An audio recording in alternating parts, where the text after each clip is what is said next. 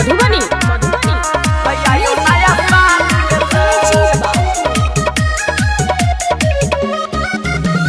DJ बजे बई party मनेबे खुशहाल यो भैया। हाँ डीजे बजे बई पार्टी मनेबे खुशहाल खुशहाल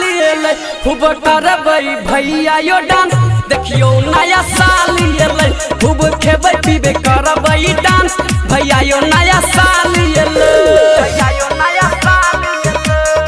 सिंगिंग बा अनिल शर्मा खूब खेबै पीबे करबै डांस भैया यो नया साल एलै धूमधाम से सब कियो भैया नया साल मनेबै खेबै पीबै मौज उड़ेबै डीजे पर कमर हिलेबै डीजे पर कमर हिलेबै धूमधाम से सब कियो भैया नया साल मनेबै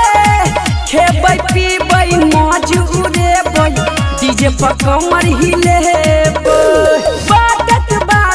ग्रीटिंग कार्ड सब बेहाल भेलै बाटत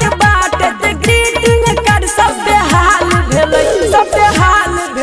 खूब नचबै करबै धमाल भैया यो नया साल एलै खूब नचबै करबै धमाल भैया यो नया साल एलै भैया यो नया साल नया साल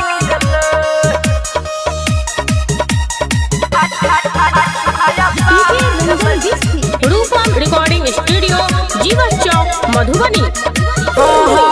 नया साल में नया जीवन के सब गोटे शुरुआत करू छोड़ू चिंता फिक्र भैया मीठी मीठी बात करू मीठी मीठी बात यो भैया नया साल में नया जीवन के सब गोटे शुरुआत करू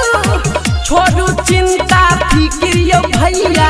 मीठी मीठी बात करू गायक अनिल रूपम के गाना बवाल भेलै गायक अनिल रूपम के गाना धमाल भेलै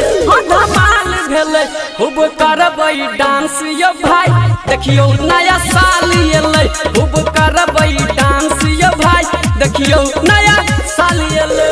भैया फेर से बजे है गाना।